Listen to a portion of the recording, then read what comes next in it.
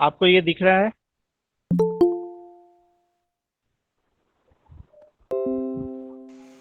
Yes sir. ठीक है। ये आपका सिलेबस है, आप ये आरजीपीवी की वेबसाइट से डाउनलोड कर सकते हैं। BTech grading third semester IT. मेरा सब्जेक्ट जो है तीसरा सब्जेक्ट है डेटा स्ट्रक्चर। सीएस वालों को भी सेम सब्जेक्ट पढ़ाई करना है। उनका सिलेबस भी मिलता जुलता है, बस ऑर्डर चेंज है। जैसे हम लोग जो सेकंड यूनिट में पढ़ाई करेंगे वो उसको फर्स्ट यूनिट में ही पढ़ाई कर लेते हैं। मिलता जुलता है। मैं अपनी तरफ से पूरी कोशिश करूंगा कि आपको कोई भी ऐसा टॉपिक ना छूट जाए जो आप कवर अप नहीं कर पाओ, क्योंकि सिलेबस भले ही यूनिवर्सिटी ने बनाया है, जब आप हायर स्टडीज़ के लिए जाओगे या कोई कॉम्पिटिटिव एग्जाम दोगे या फिर किसी इंटरव्यू में बैठोगे तो आपको डेटा स्ट्रक्चर ओवरऑल दिया जाएगा, भले ही वो आपके सिलेबस में था या नहीं था। तो मैं कोशिश करूंगा वो सारे टॉपिक को कवर अप करने का जो कि आपके लिए ज़रूरी है, भले ही वो आपके सिलेबस में हो या फिर वो ना हो। ठीक है? आप इस सिलेबस को देख सकते हो। मैं थोड़ा सा नीचे ले आता हूँ। यूनिट 1 2 3 4 5। आपको जो बुक्स पढ़ाई करनी है वो यहाँ पे लिस्ट दिया हुआ है। ये सब आप यूनिवर्सिटी की वेबसाइट से भी डाउनलोड कर सकते हो। उसके अलावा कुछ एक्सपेरिमेंट्स प्रैक्टिकल्स भी थे। लैब लगती क्लासेस चलती है अच्छे से तो हम ये बहुत अच्छे से कर पाते हैं। वैसे मैं कोशिश करूंगा आपको लैब के असाइनमेंट्स दूं, आप प्रोग्राम बना के सबमिट करो जैसे हम लोग फर्स्ट ईयर में करते थे। खैर, थोड़ा सा इंट्रोडक्शन दे दूं यूनिट वाइज। तो यूनिट 1 को बेसिक्स पढ़ाई करना है। डेटा स्ट्रक्चर होता क्या है, कितने टाइप्स के होते हैं। इसमें जो सबसे इंपॉर्टेंट आएगा वो होगा ये वाला टॉपिक, कॉम्प्लेक्सिटी एनालिसिस। ठीक है? ये टॉपिक बहुत ही ज़रूरी है। कॉम्प्लेक्सिटी वाले में ही ये आता है एसिम्प्टोटिक नोटेशंस। ये बहुत बहुत बहुत इंपॉर्टेंट है। अभी आप पढ़ाई करोगे डेटा स्ट्रक्चर, उसमें भी ये आएगा। और इस टॉपिक से एक पूरा का पूरा सब्जेक्ट ही है आपको अगले सेमेस्टर में पढ़ना, जिसका नाम है एडा, analysis and design of algorithm. ठीक है? आप कोई सा भी एल्गोरिदम बनाते हो, कोई सा भी प्रोग्राम बनाते हो, तो हम इसी पैरामीटर्स पे चेक करते हैं कि आपका प्रोग्राम सही है या नहीं। ठीक है? इसके बारे में हम डिटेल में और भी पढ़ाई करेंगे। यूनिट 2 में आप देख सकते हो हमारा टॉपिक है एरेज से रिलेटेड। ये हम लोग फर्स्ट यूनिट में फर्स्ट ईयर में पढ़ाई कर भी चुके हैं। एक बार फिर से इसको हम लोग डील कर लेंगे। One dimensional two dimensional arrays आपने पढ़ा ही होगा, रो कॉलम मेजर में हम लोगों ने फर्स्ट ईयर में देखा ही था। सेकेंड यूनिट में जो इम्पोर्टेंट टॉपिक है वो है ये, searching and sorting.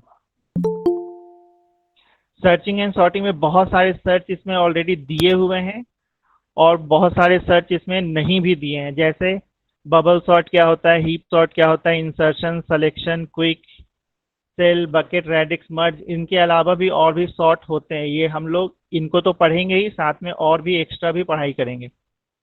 Third unit की बात अगर आप करते हो तो हमें स्टैक्स और क्यूज के बारे में पढ़ाई करना है। स्टैक के बारे में थोड़ा बहुत इंट्रोडक्शन फर्स्ट ईयर में हमने दे ही दिया था। और क्यू के बारे में आप लोग जानते हो थोड़ा बहुत। हम लोग जो बस में चढ़ने के लिए अगर लाइन लगाते हैं तो वो क्यू होता है, इसकी क्या प्रॉपर्टीज होती है, उनको हम कैसे यूज कर सकते हैं, ये सारी चीजें पढ़नी है। Unit 4, linked list. ये लिंक्ड लिस्ट जो है ना वो बच्चों को बहुत परेशान करता है। इसके बारे में भी हम लोग पढ़ेंगे अच्छे से। कितने टाइप्स के होते हैं, डबली लिंक लिस्ट क्या होता है, सर्कुलर लिंक लिस्ट क्या होता है, ये सारी चीजें। और लास्ट में आ जाएगा आपको ग्राफ से रिलेटेड टर्म। आपको जो डिस्क्रीट स्ट्रक्चर पढ़ाई करना है, जो सपना मैम पढ़ा रही है, उसमें भी ये टॉपिक आएगा, ट्रीज से रिलेटेड। हम लोग वहाँ पे भी पढ़ेंगे और मैं भी अपनी तरफ से पढ़ाऊंगा। ठीक है? कुछ कॉमन टॉपिक जो आपको ऑलरेडी अगर समझ में आ गया है मैम से या मुझसे, तो आप दोनों टीचर में से किसी एक को बोल सकते हो कि ये ऑलरेडी आपको आता है। नहीं तो हमारा काम तो है ही, हम तो आपको पढ़ाएंगे। ठीक है? ये आपका सिलेबस है, हमें इसी सिलेबस के हिसाब से चलना है। इनके अलावा भी मैं एक्स्ट्रा चीज़ें पढ़ाऊंगा आपको। तो उस समय तो ये शिकायत मत करना कि सर ये तो सिलेबस में नहीं है, ऐसा वैसा कुछ भी, क्योंकि हमें ओवरऑल आपको 4 साल का ड्यूरेशन देख कर चलना है। ठीक है? सिलेबस में भले ही आरजीपीवी ने नहीं दिया हो, लेकिन हम पढ़ाई करेंगे। खैर, यूनिट 1 की बात करें अगर,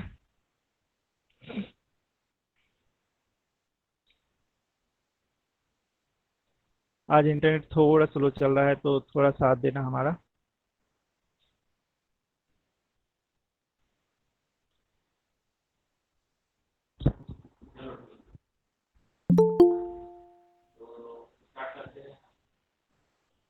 और नेक्स्ट टाइम से कोशिश करना कि आप 5 मिनट पहले ही आ जाओ। देखो 10:15 का टाइम दिया था, 10:26 तक बच्चे आ ही रहे हैं। यूनिट 1 में हमें ये पढ़ाई करना है, इंट्रोडक्शन, डेटा स्ट्रक्चर क्या होता है, उसके टाइप्स क्या होते हैं, प्रिमिटिव डेटा टाइप क्या होता है, नॉन प्रिमिटिव डेटा टाइप क्या होता है, ये सारी चीज़ें हमें पढ़ाई करनी है। हम इस पे डायरेक्टली इस पे आ जाते हैं, ठीक है। मैं आपको सारे नोट्स शेयर करूंगा, इसकी कोई टेंशन मत करना। और ये जो है ना, स्क्रीन जो है वो अभी रिकॉर्ड भी हो रहा है, तो मैं एक लिंक दे दूंगा, आप उससे भी बाद में भी देख सकते हो। यूनिट 1 स्टार्ट करते हैं। डेटा क्या होता है, डेटा कोई बताएगा? फर्स्ट ईयर में बहुत पढ़ाई किया है, बहुत। देखो जरा कौन कौन है। नीरज ढाकर 74, क्या होता है डेटा?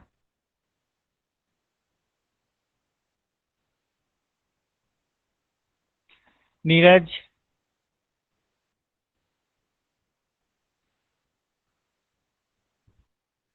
शायद नीरज ने मीटिंग ज्वाइन करके फिर कहीं कोई और काम करने चला गया है। खैर कोई बात नहीं। आशी, क्या होता है डेटा? डेटा वो इंफॉर्मेशन होती है या फिर प्रोसीड्स होती है, स्टोरेज बाय कंप्यूटर। कंप्यूटर में जो स्टोर्ड डेटा होता है। अच्छा, और इंफॉर्मेशन क्या होता है?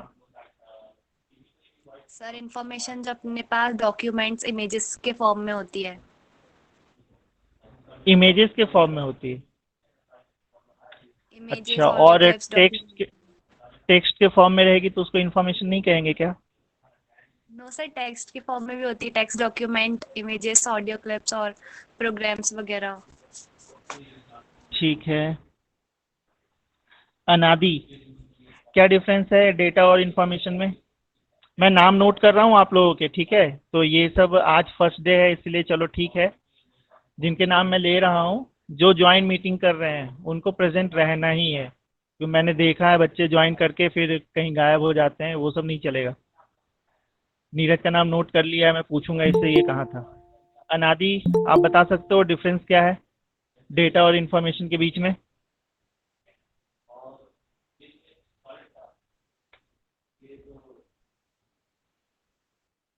आप लोगों के एग्जाम नहीं हुए ना, बहुत ही बेकार हुआ। एग्जाम होने चाहिए थे आप लोगों के। सर मैं बोलूं? नहीं। Bhupendra, roll number 41। Yes sir. क्या होता है डिफरेंस दोनों के बीच में? डेटा और इन्फॉर्मेशन के बीच में डिफरेंस क्या है? बस बेसिक सा बता दो, मैं पूरा डिटेल में नहीं पूछा, बस एक नॉर्मल आइडिया कि फर्स्ट ईयर का याद है कि नहीं। सर सर इंफॉर्मेशन, सर कौन सी भी चीज रहती। चलो ठीक है। पलक 77, क्या डिफरेंस है?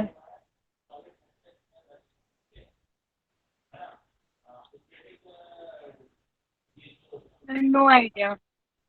ओके।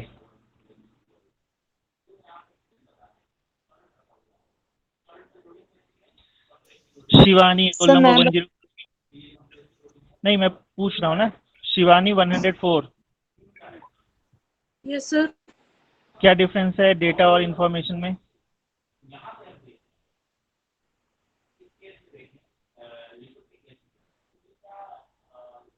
सर नहीं पता। चलो कोई बात नहीं। देखो, कंप्यूटर्स में या नॉर्मली भी जो कुछ भी आपके हाथ लगे वो सब कुछ डेटा है। चाहे वो टेक्स्ट हो, इमेजेस हो, कोई वीडियो हो, कोई भी चीज़, हर चीज़ डेटा कहलाती है। इंफॉर्मेशन क्या होता है? जब हम उन सारे डेटा के कलेक्शन से कुछ एक मीनिंगफुल टर्म निकालते हैं, कुछ मीनिंगफुल अपने लिए कुछ मीनिंगफुल निकालते हैं, तो वो इंफॉर्मेशन कहलाता है। आ रही बात समझ में? जैसे आपने सर कुछ भी लिखा टेक्स्ट में, आपने 5-6 वर्ड लिख दिया रैंडम, कोई सा भी वर्ड, तो वो सब के सब डेटा कहलाएगा। लेकिन उन सर सारे टेक्स्ट को अगर आप, हाँ सर डेटा में सब कुछ रॉ होता है ना, मतलब एक कलेक्शन है हाँ बस हाँ, मटेरियल का। बस वही मैं भी बता रहा हूँ, रॉ फैक्ट्स को हम डेटा कहते हैं। आपने एक टेक्स्ट के एग्जांपल से मैं समझा रहा हूँ, मान लो आप एक पैराग्राफ लिख रहे हो, उसमें आपने कुछ वर्ड्स यूज किए, वो सारे वर्ड्स आपको डेटा कहलाएंगे। लेकिन जब उन वर्ड्स के कॉम्बिनेशन से हम कुछ मीनिंगफुल निकाल लेते हैं, कुछ मीनिंगफुल हमें टर्म मिलता है, तो वो इंफॉर्मेशन कहलाता है। आ रही बात समझ में? डेटा जो है वो रॉ फैक्ट्स है, उन रॉ फैक्ट्स को जब हम प्रोसेस करते हैं तो हमें इंफॉर्मेशन मिलता है। आप यहाँ देख भी सकते हो, ये स्क्रीन दिख रही होगी मेरे ख्याल से सभी को। डेटा की डेफिनेशन लिखी हुई है, data can be defined as representation of facts, concept, instruction in a formalized manner which should be suitable for communication, interpretation और processing by human। वो सारे रॉ फैक्ट्स जो आप प्रोसेस कर सकते हो वो डेटा कहलाता है। प्रोसेसिंग के बाद जो हमें मिलता है वो इंफॉर्मेशन कहलाता है। इंफॉर्मेशन इज ऑर्गेनाइज्ड और classified data which has some meaningful values for the receiver. जैसे मान लो मैंने आपसे कुछ पूछा, आपका नाम क्या है, और आपने बोल दिया जापान फॉर एग्जाम्पल, तो मैंने तो आपसे एक इंफॉर्मेशन मांगी थी। आपने जो वर्ड मुझे रिटर्न में दिया उसका आपके नाम से कोई मीनिंग नहीं है, तो ये मेरे लिए इंफॉर्मेशन नहीं होगा। ये सिर्फ एक डेटा होगा कि एक जापान वर्ड आया मेरे पास, लेकिन ये मेरे लिए कोई मीनिंगफुल नहीं है। मैंने आपसे आपका नाम पूछा था। जब तक रिसीवर को कोई मीनिंगफुल चीज़ नहीं मिलती है उस डेटा से, हम उसको इंफॉर्मेशन नहीं कह सकते। ठीक है, ये तो थी, आपने फर्स्ट ईयर में देखा था डेटा और इंफॉर्मेशन के बारे में। उसके अलावा एक और चीज़ भी होती है, एक और चीज़ होती है नॉलेज। और जब मैं ये वर्ड नॉलेज बोल रहा हूँ तो आपको एक पूरा का पूरा सब्जेक्ट मैं बता रहा हूँ, जिस सब्जेक्ट का नाम है डेटा माइनिंग। डेटा माइनिंग के बारे में हम लोग फाइनल ईयर में पढ़ाई करेंगे। मैं थोड़ा सा इंट्रोडक्शन दे देता हूँ। आपने फेसबुक पे या इंस्टाग्राम पे या किसी और चीज़ सोशल मीडिया पे, गूगल पे भी आप कुछ सर्च करते हो तो आपको दिखेगा कि 2-4 दिनों में आपको उसी चीज़ से रिलेटेड इंक्वायरी आने।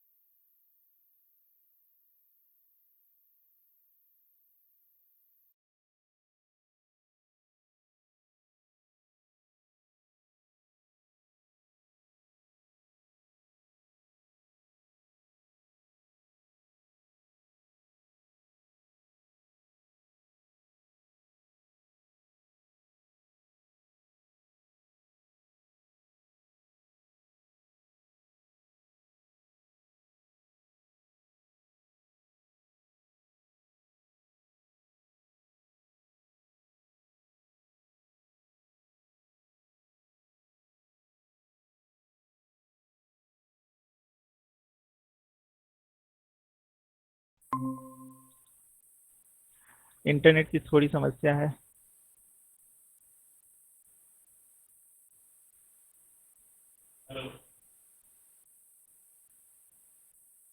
मेरे ख्याल से आप दिखने लगा होगा। Yes sir.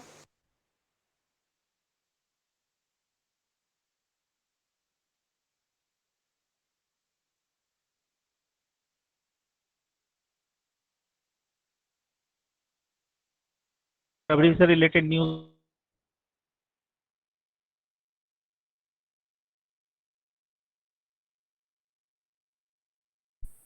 आपको हमेशा उसी तरह की न्यूज़ देते हैं। नॉलेज के बेस, ये नॉलेज हमें मिलती है हमारे इंफॉर्मेशन से। ठीक है, वो इंफॉर्मेशन हमने कैसे गेन किया था? वो इंफॉर्मेशन हमने गेन किया था हमारे डेटा से। अब यहाँ पे हमें ये देखना है कि ये जो इंफॉर्मेशन है, या रफली कहें जो डेटा है, उसके कुछ कैरेक्टरिस्टिक्स होने चाहिए। उसके कैरेक्टरिस्टिक्स क्या क्या हो सकते हैं? आप स्क्रीन पे देखो। अगर आपको कोई इंफॉर्मेशन टाइमली नहीं मिले तो उसका क्या फायदा।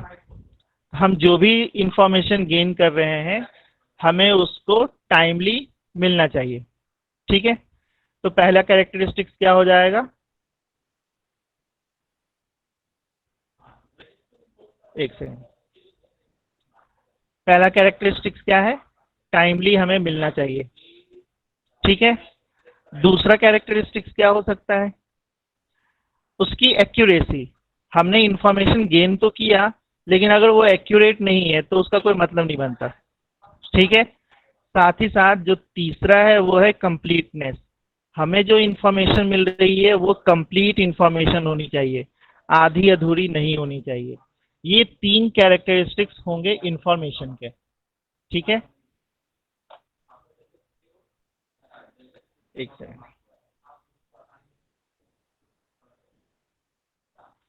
ये आया समझ में।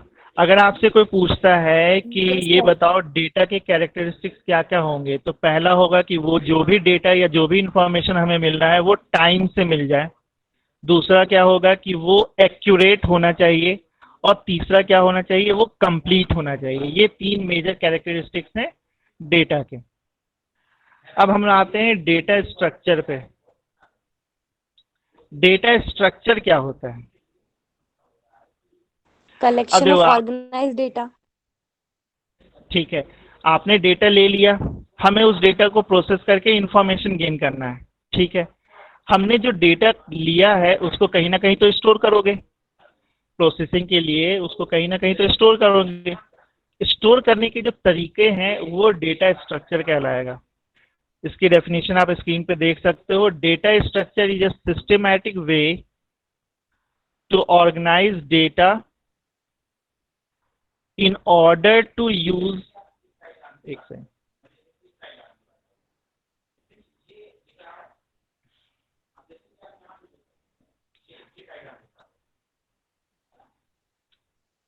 data structure is a systematic way to organize data in order to use it efficiently।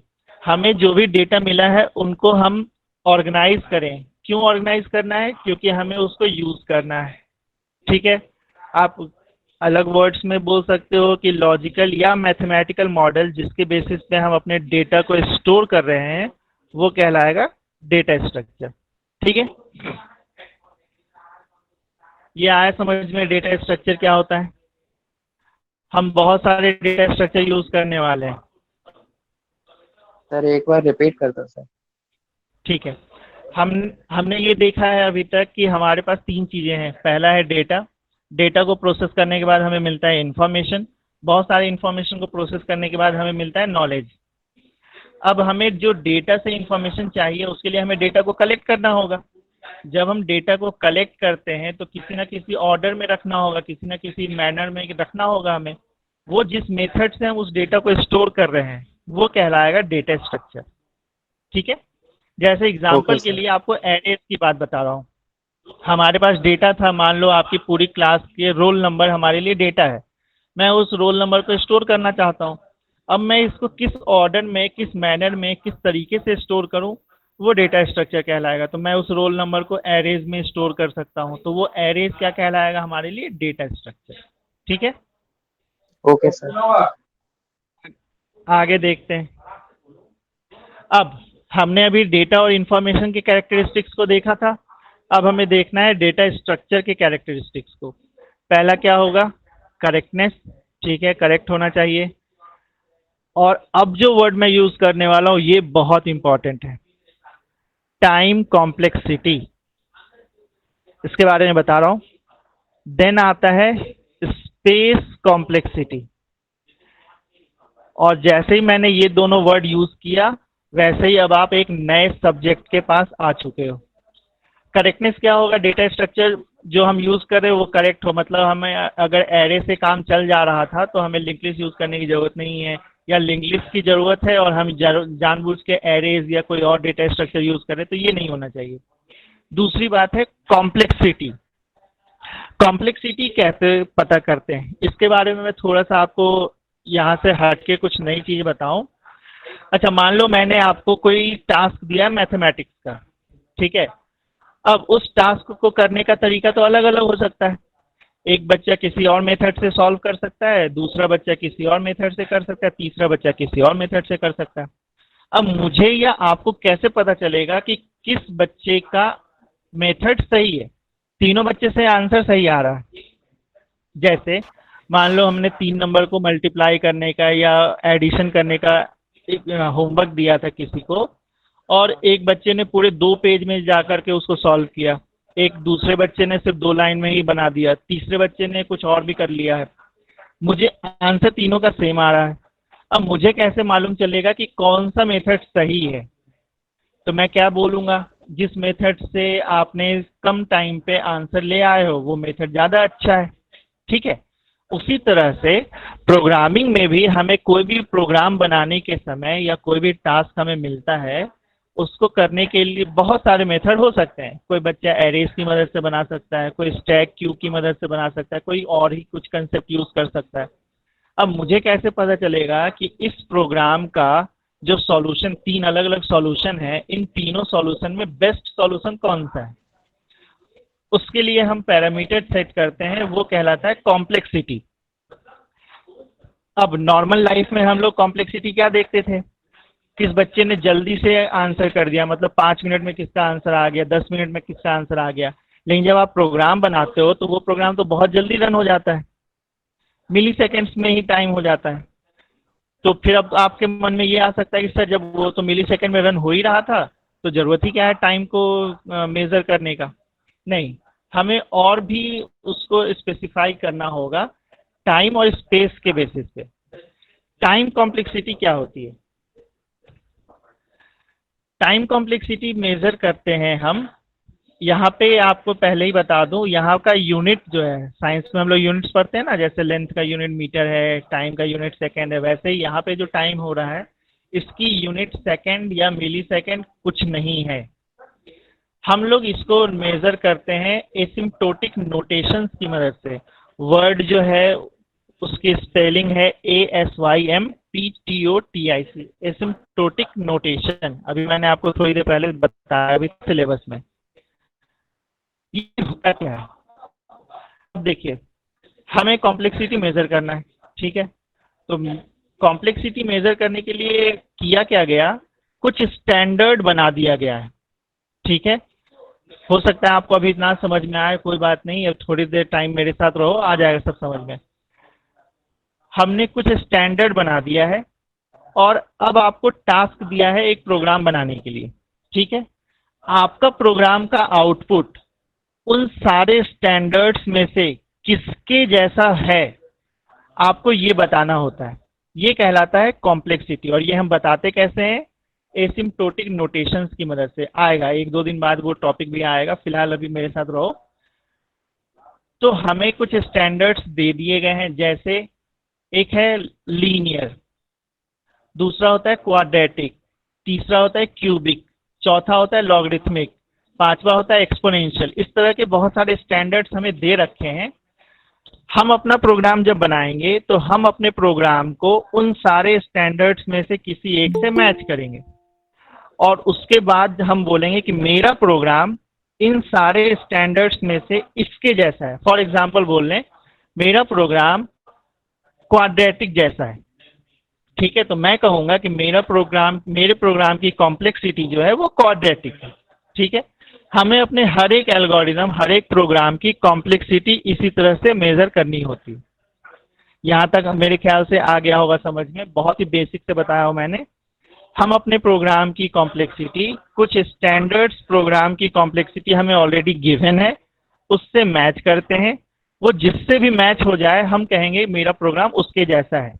For example linear, quadratic, cubic, exponential, logarithmic.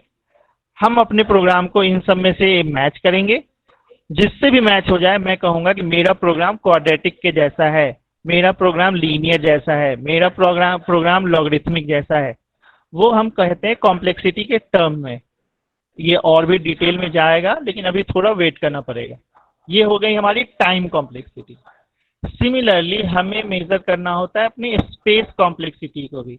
हमारा प्रोग्राम जो है वो कितना मेमोरी यूज कर रहा है। उसके लिए भी हमने कुछ स्टैंडर्ड्स बना रखे हैं। हम अपने प्रोग्राम को उस स्टैंडर्ड प्रोग्राम से मैच करेंगे, जिससे भी मैच हो जाएगा हम कहेंगे कि मेरा प्रोग्राम की स्पेस कॉम्प्लेक्सिटी उसके जैसी है। ठीक है, ये दोनों फिलहाल के लिए इतना ही काफ़ी है आपके लिए। क्या क्या मेजर किया? टाइम कॉम्प्लेक्सिटी, हमारे प्रोग्राम की रनिंग टाइम जो है स्टैंडर्ड में से किसके जैसा है। सेकंड, हमारे प्रोग्राम की स्पेस कॉम्प्लेक्सिटी स्टैंडर्ड वाले में से किसके जैसा है। ठीक है, अब यहाँ पे एक सवाल उठता है कि मान लो किसी दो बच्चों ने दो अलग अलग प्रोग्राम बनाया, दोनों प्रोग्राम की टाइम कॉम्प्लेक्सिटी और स्पेस कॉम्प्लेक्सिटी एक जैसी है, तो हम किसके प्रोग्राम को प्रेफर करेंगे? तो हम उसके प्रोग्राम को प्रेफर करेंगे जिसकी टाइम कॉम्प्लेक्सिटी सबसे कम हो या टाइम कॉम्प्लेक्सिटी सबसे अच्छी हो। यानी अगर हमें टाइम कॉम्प्लेक्सिटी और स्पेस कॉम्प्लेक्सिटी दोनों में से किसी एक को चुनना हो तो हम टाइम कॉम्प्लेक्सिटी को ज़्यादा प्रेफरेंस देंगे। इसीलिए हमारा पूरा फोकस टाइम कॉम्प्लेक्सिटी पे होता है। ऐसा इसलिए क्योंकि हम ये एज्यूम करते हैं कि हमारे पास एनफ स्पेस होते हैं, हम स्पेस के बारे में ज़्यादा नहीं सोचते।